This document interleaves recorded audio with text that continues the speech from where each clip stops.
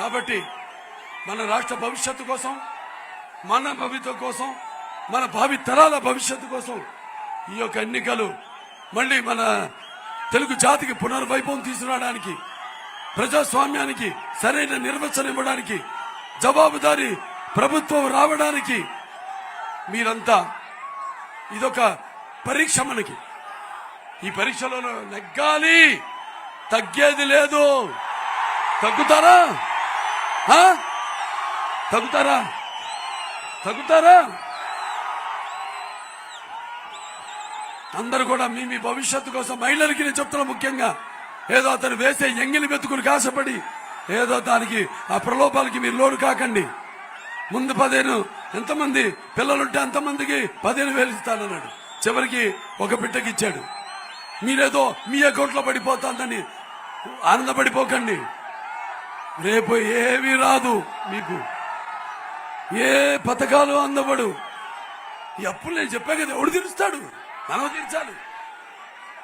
మనకి ప్రతి దాని మీద హక్కు ఉంది. అతని హక్కులేంటి? మన మీద బడాయి, మన మీద అధికారం చలాయించే మన అంబేద్కర్ గారు అన్నారు, ఆ విదేశీ అంబేద్కర్ విదేశీ విద్య ఉంది. అంబేద్కర్ గారి పేరు తీసేశాడా ఈ మూర్ఖుడు?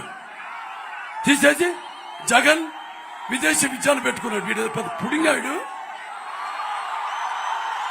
సైకో పోవాలి, కూటమి రావాలి. గుర్తుపెట్టుకోండి. అతని ఎత్తుకుపై ఎత్తులు మితిమీరిపోతున్నాయి. ఎలాగైతే ఏమంటాం మనం, ఈ రిషి ఏదైతే రిషికొండ ఉందో వైజాగ్ లో, అక్కడ తవ్వి ఎలా అయితే అతని కండకావరం ముదిరిపోయిందో, అతని ఆలోచనలు కూడా అలాగే ముదిరిపోతున్నాయి. తెలిసిపోయింది ఈ ఎలక్షన్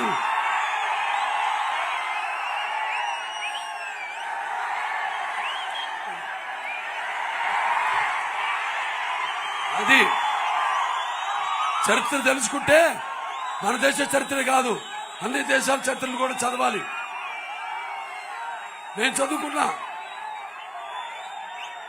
యూరోపియన్ హిస్టరీ, అంటే ఐరోపా దేశం హిస్టరీ చదివాను.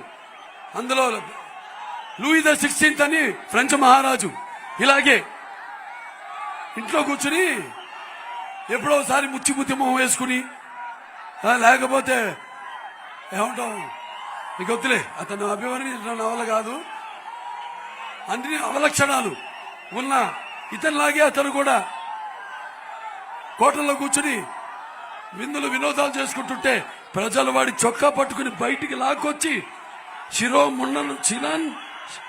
శిరచ్ఛేదన చేశారు. అది అప్పుడు జరిగింది చరిత్ర. సో ఇవన్నీ గుర్తు పెట్టుకోండి. పెట్టుకుని ఇప్పుడు తెలుగుదేశం పార్టీ సూపర్ 6 అని మేనిఫెస్టోతో మీ ముందుకు వచ్చింది. అది దృష్టిలో పెట్టుకుని మీరంతా కూడా మీ యొక్క, మళ్ళీ చెప్తున్నాను, మీ యొక్క భవిత కోసం, మీ యొక్క మన రాష్ట్ర భవిత కోసం, మీ భవిత కోసం తెలుగుదేశం పార్టీ బలిపరుస్తున్న మన జనసేన, అలాగే బీజేపీ వాళ్ళందరూ కూడా కలుపుకు, అలాగే ఎంఆర్పిఎస్ ఉంది కృష్ణ గారు, వాళ్ళు కూడా ఈ ఉద్యమంలో ఎంతో చురుగ్గా పాల్గొంటున్నారు. వాళ్ళందరూ కూడా నా ధన్యవాదాలు తెలియజేసుకుంటూ, ఈ ధన్యవాదాలు ఇప్పుడు ఈ వేదికతో కాదు, రేపు జరగబోయే యుద్ధంలో మీ యొక్క ఓటు. ఎందుకంటే ప్రజాస్వామ్యంలో ఈనాడు మానవుడికున్న ఆయుధం ఓటు. ఆ ఓటుని సద్వినియోగపరుచుకుని మరి నీ ఆలోచనని ప్రతిబింబ చేసే,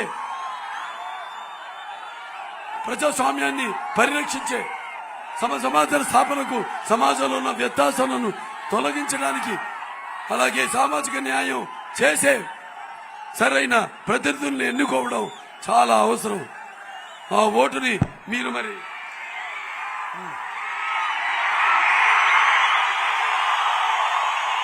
మీ యొక్క స్వార్థాలకు, మీ యొక్క స్వలాభాలకు ఆ ఓటుని కుదువ పెట్టారో, తప్పుడు కమ్ముడు పోయారో, మీ ఓటుని మీరు అగౌరవపరిచినట్టు అవుతుంది.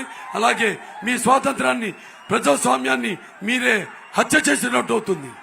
గుర్తుపెట్టుకుని ఇవన్నీ కూడా రేపు రానున్న ఎన్నికల్లో ఇక్కడ ఈ యొక్క నియోజకవర్గం మంత్రాలయం నుంచి బరిలో ఉన్న మన తెలుగుదేశం పార్టీ అభ్యర్థుల్ని మన చెప్పాక ఇంతకు ముందు మన శాసనసభ అభ్యర్థి అయిన రాఘవేంద్ర రెడ్డి గారిని అలాగే మన తెలుగుదేశం పార్టీ పార్లమెంట్ అభ్యర్థి అయిన నాగరాజు గారిని అత్యధిక మెజారిటీతో అద్భుతమైన విజయాన్ని ప్రజాస్వామ్యానికి చేకూర్చవలసిందిగా కోరుకుంటూ, మరి నాకున్న జ్ఞాన సంపదలో బ్రాహ్మణుణ్ణి, ఐశ్వర్యంలో వైశ్యుని, మంచికి మాలని వంచిస్తే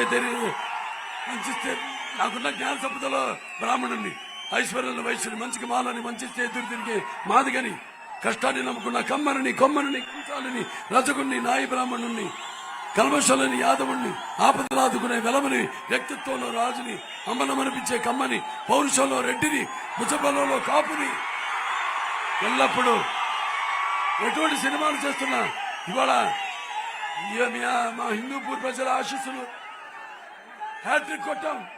ఈ వయసులో ఒక అఖండ, ఒక వీరసింహారెడ్డి, ఒక భగవంత్ కేసరి రేపు జరుగుతున్న ఎన్నికల్లో 2 సార్లు శాసనసభ్యుడిని. సరే, ఏదైనా మీరంతా కూడా అన్ని నియోజకవర్గాల్లో ఎవరైతే మన కూటమి అభ్యర్థులు ఉన్నారో, జనసేన కానివ్వండి, బీజేపీ కానివ్వండి, అది పార్లమెంట్ కానివ్వండి, ఇటు అసెంబ్లీ కానివ్వండి, అందరి అభ్యర్థులను కూడా మీరు గెలిపించవలసిందిగా మనస్ఫూర్తిగా కోరుకుంటూ నేను సెలవు తీసుకుంటున్నాను. జై తెలుగుదేశం, జై తెలుగుదేశం, జై తెలుగుదేశం, జై జనసేన, జై జనసేన, జై జనసేన, జై బీజేపీ, జై బీజేపీ, జై బీజేపీ. ముఖ్యంగా మనం కేంద్రం నుంచి కూడా రాబట్టుకోవాల్సిన నిధులు, అలాగే వాళ్ళ ఆమోదం పొందాల్సిన చాలా ఉన్నాయి. ముస్లిం సోదర సోదరిమణులు మీ అందరికి ఉద్యోగాల్లో, అలాగే చదువుల్లో 4% ఏదైతే రిజర్వేషన్ ఉందో దాన్ని మరి చట్టబద్ధత చేయవలసిన పనుంది. దానికోసం కృషి చేస్తాం అని మీ అందరూ సెలవు చేసుకుంటున్నాను.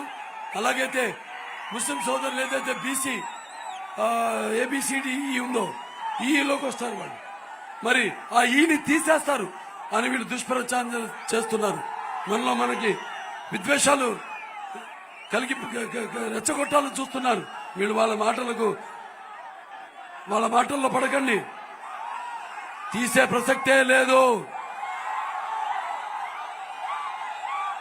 ఆనాడు మన బీసీ ఫైనాన్స్ కార్పొరేషన్ అయితేనేమి, ఎస్టీ ఫైనాన్స్ కార్పొరేషన్ అయితేనేమి, ప్రపంచంలోనే మొట్టమొదటిసారి దేశంలోనే మన మైనారిటీస్ ఫైనాన్స్ కార్పొరేషన్ స్థాపించాం.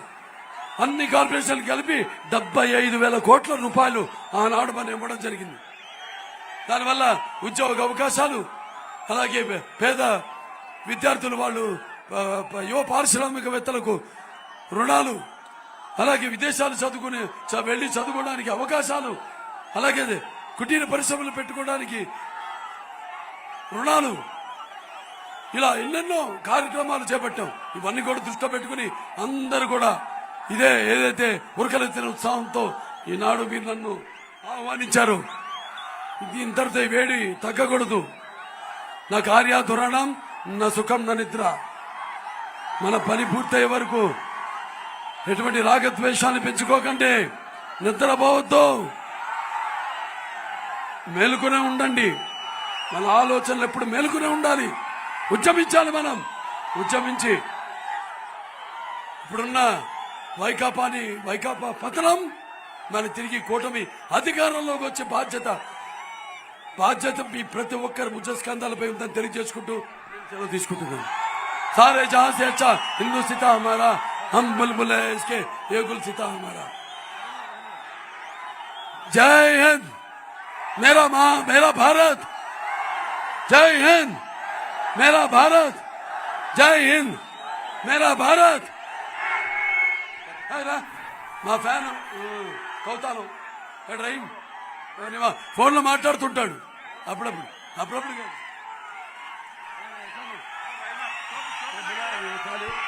యాదగిరి